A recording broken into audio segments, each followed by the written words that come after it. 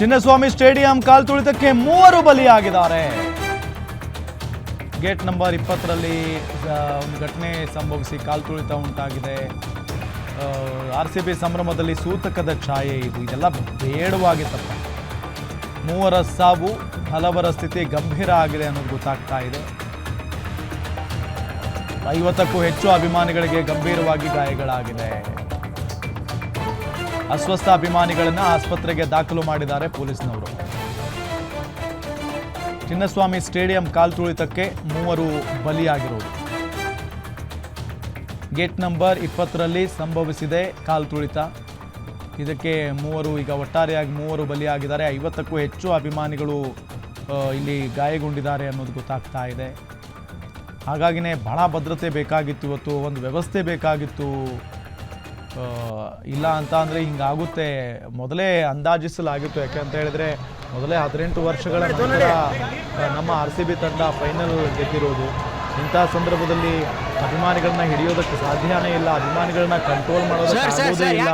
ಅದರಲ್ಲೂ ಈಗ ಚಿನ್ನಸ್ವಾಮಿ ಸ್ಟೇಡಿಯಂ ಒಳಗಡೆ ಸಂಜೆ ಆದಮೇಲೆ ಒಂದು ದೊಡ್ಡ ಕಾರ್ಯಕ್ರಮ ಇದೆ. ಆ ಕಾರ್ಯಕ್ರಮಕ್ಕೆ ಫ್ರೀ ಟಿಕೆಟನ್ನು ಕೂಡ ನೀಡ್ತಾ ಇದ್ದಾರೆ. ಇಂಥ ಸಂದರ್ಭದಲ್ಲಿ ಆ ಟಿಕೆಟ್, ಆ ಪಾಸನ್ನು ಪಡೆದುಕೊಳ್ಳೋದಕ್ಕೆ ಭಾಳ ನುಗ್ಗಲು ಉಂಟಾಗ್ತಾ ಇದೆ. ನೋಡಿ, ಅಲ್ಲಿ ಅಸ್ವಸ್ಥರಾದವರನ್ನು ನಮ್ಮ ಪೊಲೀಸ್ನವರು ಜೊತೆಗೆ ಅಲ್ಲಿದ್ದಂಥ ವ್ಯಕ್ತಿಗಳು ಎತ್ಕೊಂಡು ಹೋಗ್ತಾ ಇರೋದು, ಅವರಿಗೆ ನೀರು ಕೊಡಿಸೋದಾಗಿರ್ಬೋದು, ಗಾಯಗೊಂಡವರನ್ನು ಕೆಲವೊಂದಿಷ್ಟು ಜನರನ್ನು ಆಂಬ್ಯುಲೆನ್ಸ್ನ ಮುಖೇನ ಆಸ್ಪತ್ರೆಗೆ ಸಾಗಿಸುವಂಥ ಕೆಲಸವೂ ಕೂಡ ನಡೀತಾ ಇದೆ.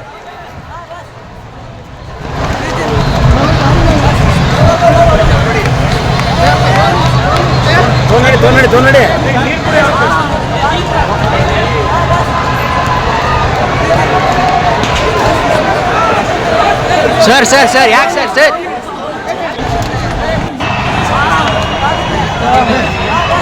ವೆಹಿಕಲ್ ಸರ್ ವೆಹಿಕಲ್ ಗಾಡಿ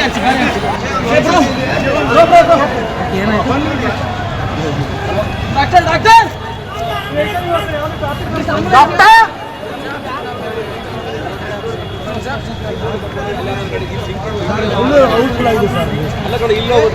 ಅಲ್ಲಿ ಸರ್ ಫುಲ್ ಚೆನ್ನಾಗಿದೆ. ಬಿಡಿ ಅದನ್ನ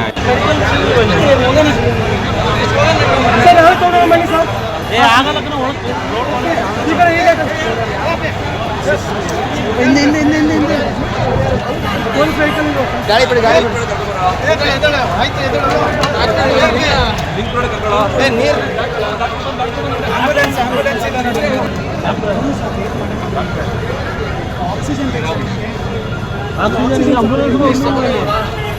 ಆಂಬುಲೆನ್ಸ್ ಒಂದಿತ್ತು ಸರ್, ಮೆಡಿಕಲ್ ಆಂಬುಲೆನ್ಸ್ ಸೇಮ್ ಈ ತರ ಕೇಸ್ ಇನ್ನೊಂದು ಇತ್ತು ಸರ್.